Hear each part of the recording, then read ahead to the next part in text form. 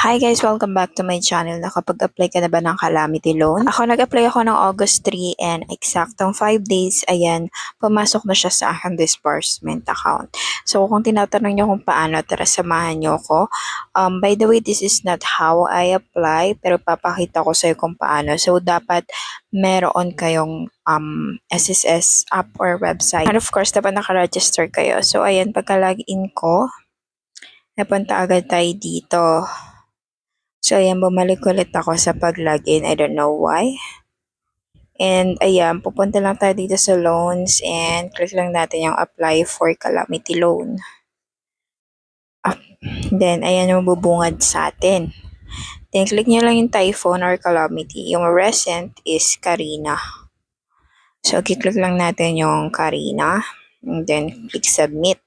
Sa akin na yan nakalagay, you have existing calamity loan kasi nga as what I mentioned, nag-apply na ako. So in your end, continue nyo lang yung application and then inform yung CHR para mabilis i-certify. And then ayan yung calamity loan details ko. So sa October pa yung first payment ko or amortization which is 784. And ang nakuha ko lang dyan is 16,729.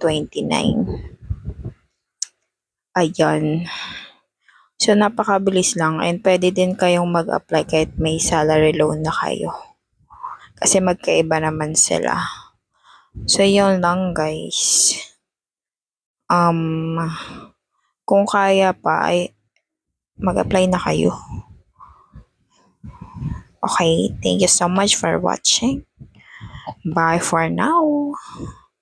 God bless.